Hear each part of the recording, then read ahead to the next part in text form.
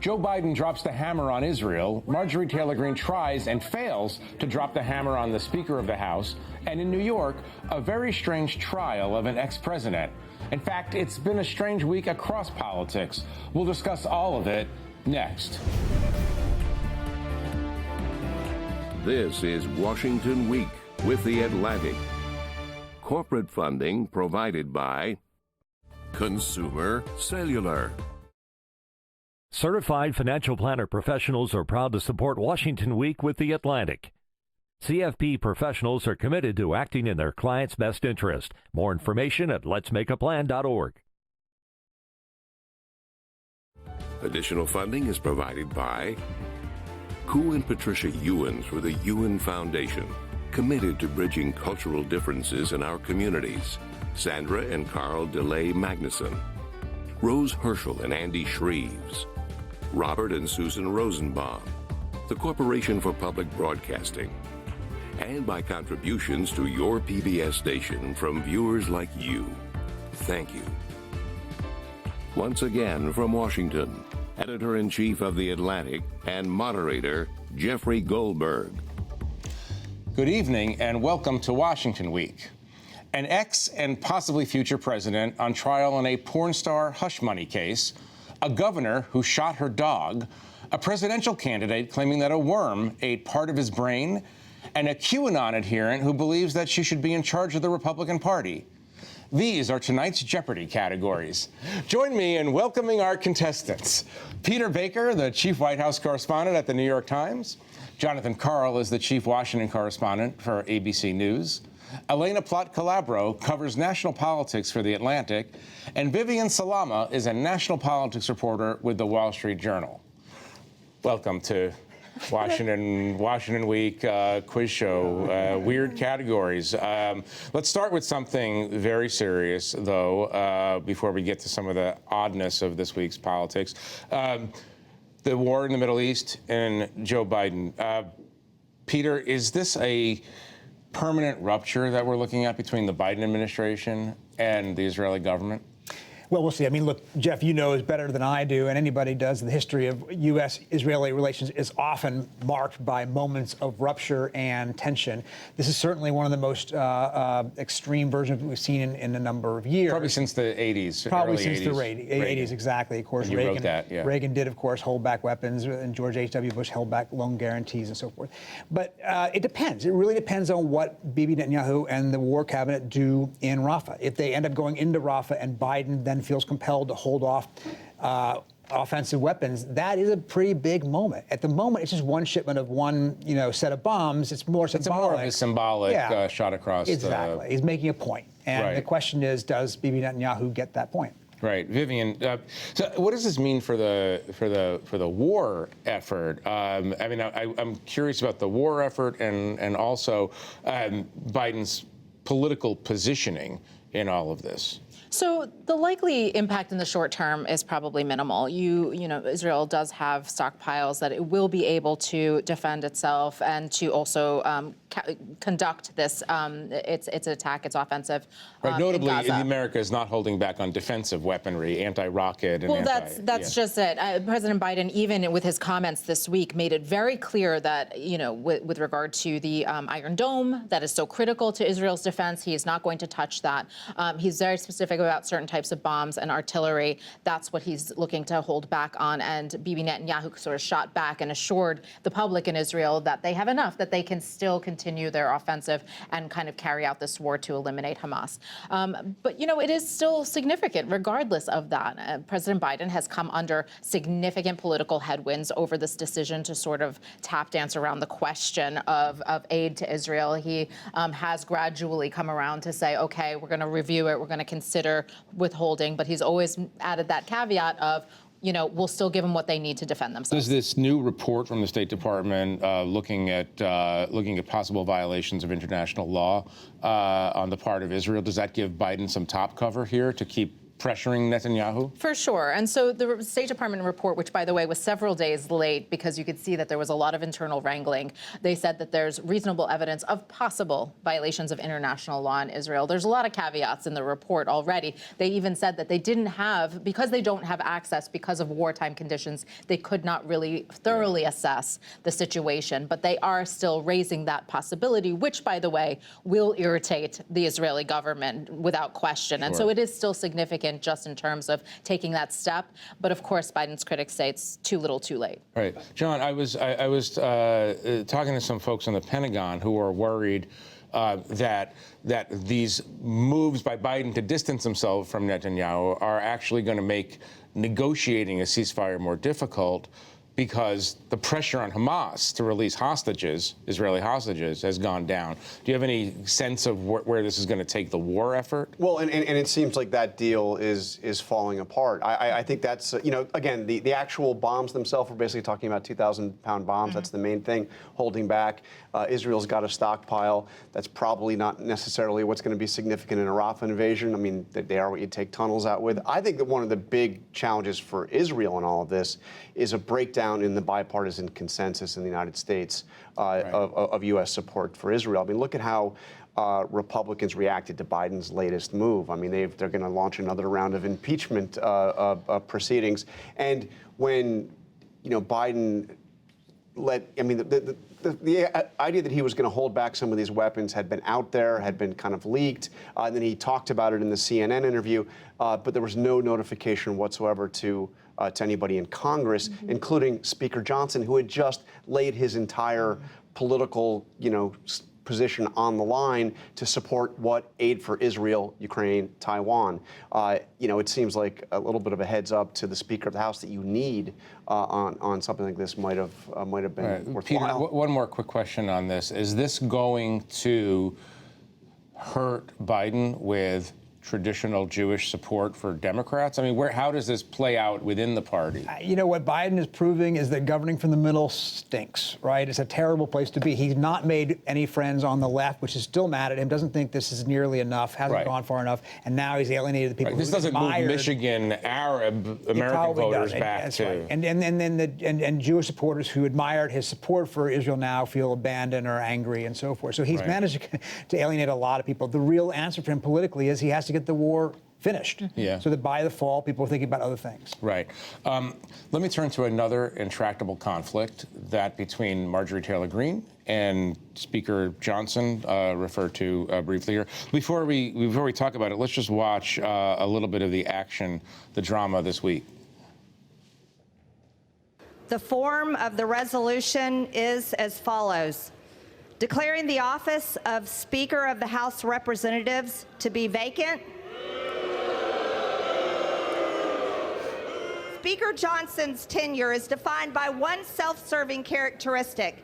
When given a choice between advancing Republican priorities or allying with the Democrats to preserve his own personal power, Johnson regularly chooses to ally himself with Democrats. So, Elaina, you have profiled both Greene and Johnson recently. Is this the week that Johnson has vanquished his foe? Because this didn't go anywhere. You heard the booing. That was a lot of Republicans booing. Right. But the way I think you have to conceptualize it is it's her colleagues booing her. But what Donald Trump was pushing out on Truth Social as soon as the vote was commencing, essentially, was, I don't agree with the effort to vacate Mike Johnson right now. However, Marjorie Taylor Greene is a star. She will be in this party for a very, very long time. And while I don't think it's the right time now to vacate Mike Johnson, we may be open to it in the future. So leaving that door open, I think, is pretty critical. So she was constructing the guillotine in a kind of way and just leaving it there. Essentially. So it's not because they were tabling the motion. Right. That was what the vote was for. So it's not over. And by the way, she was making a series of demands before this. She had this long negotiations with Johnson over whether or not to go forward. And one of the demands that she made was to defund the special counsel, defund the office of special counsel. Where does that come from? That's Trump. That's all Trump. And Johnson has now given an interview with Politico, with Ryan Lizza and Rachel Bade, saying, Johnson saying, no, we can't do that. That's not in the plan. It's not really something that's plausible. That is not going to go over well in Mar-a-Lago. Right. But Elaina, let me come back to you, and this is from your recent profile of Mike Johnson. You wrote, "It is true that after 6 years and 10 months in Congress, Mike Johnson had no enemies. It is also true that in his 6 years and 10 months in Congress, he had never been in a position really to make them." Can he? I mean, his career this year has been kind of a miracle. Right. I mean, this guy comes from literally nowhere, and he somehow held on to the speakership in a way that Kevin McCarthy just couldn't seem to hold on. Is he damaging his brand long term with the caucus, even the people who are booing Marjorie Taylor Greene? Is he damaging them is he damaging that reputation by being too conciliatory toward the Democrats? I mean, well, we have to think of in what ways has he been conciliatory toward the Democrats? And the major thing is he has worked with them to keep the government open. You know, there was a time when wanting to keep the government open was not an especially controversial thing. Right. But that was sort of the seed for the coup against Kevin McCarthy. And Mike Johnson was working with essentially those same top line spending numbers when he had to work with Democrats to keep the government open. So now that they have filed appropriations bills and have a little bit of a leeway, a lot will depend on what he does between now and the election. If Marjorie Taylor Greene's intense criticism of him, picks up speed among a broader swath of the caucus. Can anyone at this table explain to me, and I guess we're guilty of this, or I'm guilty of this, why we're talking about such a marginal figure as Marjorie Taylor Greene all the time? Well, the short answer is Kevin McCarthy. Because Kevin McCarthy gave her the weapon to do what she did, because he, as part of his agreement to get the speakership, said any individual member can file a motion to vacate. We only need one person to do it. So one person, no matter how fringe, can get out there and cause all kinds of chaos. You ask people on the Hill who are not supporters of Marjorie Taylor Greene, they'll also kind of point to the media and say, you give her the airtime, you give her the attention that she is seeking. And it's partly that she wanted to elevate her status, according to so many people in the party who just are not on board with what she's trying to do. But ultimately, it boils down to what Peter just said. There's one person, single seat majority, right? And that's it. That's what mainstream Republicans, as they were filing out of the Capitol after this failed vote, and reporters rushed to Marjorie Taylor Greene. Yeah. One member was over there on the steps, essentially saying, "Why are you guys, elevating her in this way? Come talk to us." I'm for not elevating anymore. She spent more than an hour at that press conference on the steps. Okay. Yeah. We're not elevating. No more elevating. Let's change the subject to brainworms. No. I'm sorry. Before we get to brainworms, let's talk about shooting dogs. Puppy assassins. Actually, I'm going to frame this in a more high-minded way. Let's talk about the vice presidential sweepstakes. Trump has to pick a running mate, and Kristi Noem was in the running here. Is she finished in politics? I think she's done.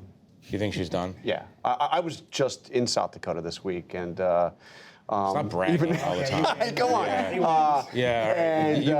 a national political reporter. I mean, even people you think might be inclined to, to support her were a little horrified by the whole display. I want to show you one thing. This is from her. It's not an apology tour. It's something else entirely. But I want you to watch this just for 1 minute. Did Mike Pence do the right thing or the wrong thing on January 6th? I don't talk in hypotheticals. The law's changed. That situation will never happen again because the law's been changed. So I don't answer hypothetical questions. It's not hypothetical. I'm just asking you. It is, because it'll never happen again. But so in 2020, what he did that day. Looking back that day, I wasn't in the situation. Didn't have the information he had. I just think that Mike Pence today is making the wrong decision by not endorsing President Trump.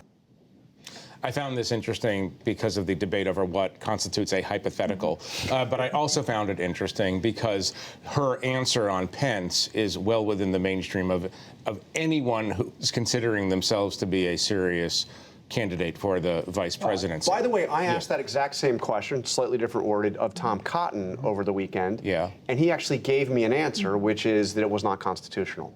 which means Tom Cotton, you can take him off your list of potential Trump running mates. Is that really? I'm dead serious about that. That's the one most important qualification, right? He has to pick somebody who will do what Mike Pence wouldn't do. Mike Pence was the the law's most been changed, so it I know, can be but the point is, are you loyal enough to do what I want you to do? And he found that Mike Pence, as loyal as he was for 3 years, 360 days, or whatever it was, and then at the last moment says, no, sorry, there's a line beyond which I cannot cross. Why did Cotton say it? I think. Because he believes it? Yeah, I mean, it's pretty outrageous, the idea that one human being can determine the outcome of presidential, and even Tom Cotton will defend Trump on a lot of things, not on that. And Tom Cotton has also not been out there, aggressively saying that the election was stolen through rigged voting machines, et cetera, et cetera. But look, Trump has a very clear test for this, and it's not just what Pence did, but the more important thing is, do you agree with him that the election was stolen in 2020, and will you make it clear that you will only accept one result in 2024, and that's a Trump victory? And someone who's really a contender for the to be Trump's running mate, Senator Tim Scott of North Carolina, said, South Carolina, sorry, yes, South Carolina. I'm from New York, so sometimes the Carolinas merge in my head. So we love both of them. Yes, here we do love both. So he was also on the Sunday shows last week and refused to answer the question, right. And that is something that, of course, over again. Yeah. So, Elaina, you cover a lot of these potential candidates. Who are you imagining is in the front ranks right now?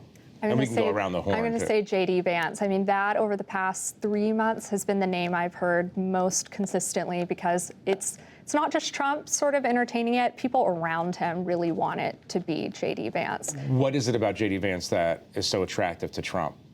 They believe he's a fighter. True believer. Like, I don't know how to say it more bluntly or plainly than that. Right. I would add Doug Burgum to that list. Doug Burgum, the governor of North Dakota. Not South Dakota, North Dakota. North Dakota has a lot of money. Trump likes him. He's tall, but he's not too tall. I mean, it's kind of fits the part for Trump. And he's never, unlike Vance, he's actually never said a word that I can find critical of Donald Trump. Right, because Vance used to be. I mean, famously in the Atlantic, he wrote a piece condemning Donald Trump years ago. But I would also say Vance on Ukraine aid and his opposition to it has been just absolutely resolute on that. So I think Donald Trump Jr. in particular and his team. His opposition to Ukraine. Absolutely. Right. Okay, so we've come to the conclusion in Washington that shooting a dog can really damage your chances of national office. What about confessing that a worm ate part of your brain? Is this going to affect, this is actually a serious question, I can't believe I'm asking it, is this actually going to affect Robert F. Kennedy Jr.'s popularity with the people who are maybe predisposed to vote for him? Look, I don't know that it's going to have a. I think no. Yeah. Really? I think no. Okay. I mean, look, he's on the ballot. At least he claims Michigan, North Carolina, and Nevada. He's not going to be on the ballot nationwide, but he's going to be on the ballot in enough states where he can actually swing the election. Also, he's already double downing. Like he's already saying things like, I could have 4 more worms eat my brain, basically, and I'd still be able to outdo Biden and Trump on the debate stage. Right. Plus, why is he polling on double digits at this point, which is unprecedented, by the way? There are 2 factors: A, the lack of enthusiasm for the other 2 candidates. Which is enormous. Which is propelling a lot of people to kind of say, hey, heck, we'll go for a third-party candidate. And then B, he's also got name recognition because of the family. Yeah. And so there's a lot of that. But who does he hurt? I mean, that's exactly it. I mean, it's interesting. I know Democrats have been freaked out about Bobby Kennedy for a long time as a third-party candidate. But it's Trump that is really losing his mind over the idea that Kennedy is out there potentially taking votes away let's from pressure him. test this. Is it Trump who is hurt by Bobby Kennedy? And I suppose it depends on the swing state in question. Or is it Biden? I mean, it depends. There was one poll just this week of a swing state showing that Biden's lead actually narrowed because of Bobby Kennedy when you added him to the mix. So it really does seem to be state-specific. There was a Wisconsin poll, I think. I think it was Wisconsin. And I think that the 2 other things I would say. One, it may not hurt him in the sense of the people who want to vote for him. But on the other hand, it's not good to be mocked on Saturday Night Live and places like that for something like this, which will come up again and again and again. And the second thing is it reminds us how little people really know about him. And the more they learn about him, it adds up at some point. But he's not a candidate that's going to be elected president. This is we're talking at the margins, and his support is at a pretty hard. Remember when Ross Perot ran, his polling was in the 30%. At one point, he actually led the race, and it fell to 19% at Election Day because in the end, people said, okay, there's a protest vote, but do I really want to go there? And in the end, a lot of people who say now they want to vote for Bobby Kennedy may said, okay, fine, but when push comes to shove, I really do have to make a choice. But it comes down, is it the name or is it the political positions he's taken? You know, Steve Bannon had told me over and over again over the course of last year that the best VP choice for Donald Trump was Bobby Kennedy Jr. Bannon knows things. Bannon intuits things. And which is why I think you saw just yesterday, Trump put out this long video ranting and raving about Bobby Kennedy, saying, by the way, he's not really anti-vax, as this was. But, you know, he does touch that Trump world, especially on that issue. But back to the issue of enthusiasm, though. I mean, we're talking about voter turnout here, which is at risk of being quite low because of that lack of enthusiasm for the two front-runner candidates for the two major parties. And on top of that, you have protest votes where it's not just Robert Kennedy Jr., it's also Cornel West and Jill Stein, who could chip away at Biden. They're not nearly as popular, but they can take 10, 20,000 extra votes. There are a lot of angry progressives right now who are looking for an alternative as well. And so it's really going to boil down to how many votes they lose. Based on your reporting, what are they thinking inside the Biden campaign about the Kennedy threat? Taking it seriously? They are taking it seriously, but I guarantee the Trump people are taking it a lot more seriously. And that's why you have seen former President Trump lash out in recent weeks, is because he is seeing that it could really hurt him. Right. Let's turn to Trump and the trial. Elaina, the news this week, apart from the news from the courtroom in New York, which is strange enough, obviously, and discomforting enough, the news is that it seems unlikely that Trump is going to be facing additional trials. After all of our endless conversation in the fall over, it's going to be an entire year of trials, this is good for Trump. I have to assume that you agree, but tell me if you don't. No, I completely agree. I would say first that if there was any degree to which these trials were going to chip away at support from his base or kind of move people in any manner, I think it would be reflected in polls at this point. We haven't seen that necessarily. But the fact that this will be prolonged, I mean, it's opening up, people like Speaker Mike Johnson to questions of should a president in office be open to an indictment? And now you're having a lot of Republicans have to answer that question. And Johnson said, no, I think it's common sense that a president should get to operate unafraid that, some reckless DA out there is going to try to come at him with charges. The reason I ask it seems obvious that not being on trial in an ordinary political circumstance is better than being on trial. But for Trump's base, this was not hurting the guy, and now he's going to be back out on the road. That's a good thing. Galvanizing, but the victim complex was energizing something. What does it tell us that our conversation tonight is about brain-eating worms, shooting your dog, and whether a trial with a porn star, is a good or bad thing for a presidential candidate? I mean, it's extraordinary how much politics have been warped in the Trump era, and the idea that another trial could be anything other than bad for a candidate seems, counterintuitive, and yet, who knows, right? I think you're right. They're done for the year after this one's over. The question is whether a conviction makes a difference. That's the only thing. Answer that question. Conviction, any impact? The polls suggest that there are about up to 20% of Republicans who would at least have second thoughts about voting for somebody that was a convicted felon. But I don't know if I believe it until you actually see it, and then they vilify. I mean, I'm not sure it has much of an impact. I will say, though, I think there is a real possibility. I think you could argue that the lack of political trials, the lack of criminal trials over the rest of this campaign season is actually bad for Trump, because this gave his campaign a unifying message. This was the campaign of retribution. He was up against the big, awful deep state that was coming after him because they really wanted his supporters.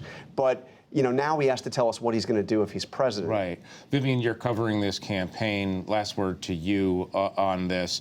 Tell us about how getting out of these trials is going to shape his mood and shape the message? Well, it's like Peter was saying, he definitely has galvanized on this. He is using this as a political tool, a campaigning tool, and we're gonna hear it from him at length in terms of the persecution. I mean, he's been using almost, messianic Christian terms to explain what's happening to him in terms of the persecution that's happening to him.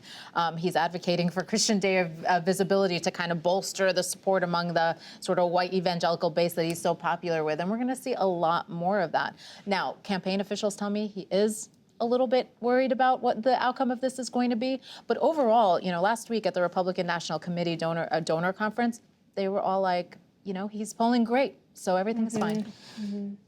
To be continued, maybe next week without worms. We missed the dog. Well, the dog was implied. Unfortunately, we're not going to talk about the dog. We're going to need to leave it there for now. But I want to thank our panelists for joining us. You can find more of Elaina Plott's reporting about Speaker Johnson at theatlantic.com. I'm Jeffrey Goldberg. Good night from Washington. Corporate funding for Washington Week with The Atlantic is provided by Consumer Cellular. This is Sam. How may I help you? This is a pocket dial. Well, somebody's pocket. Thought I'd let you know that with Consumer Cellular, you get nationwide coverage with no contract. That's kind of our thing. Have a nice day.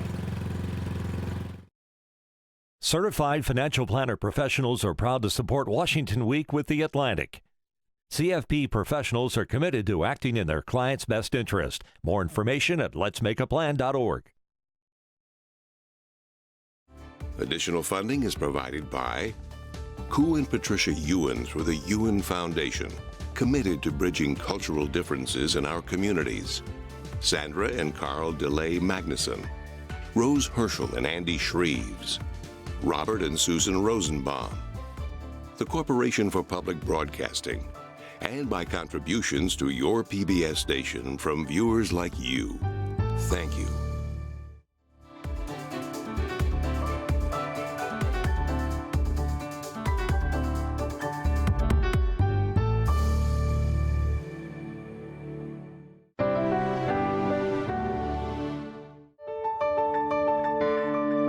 You're watching PBS.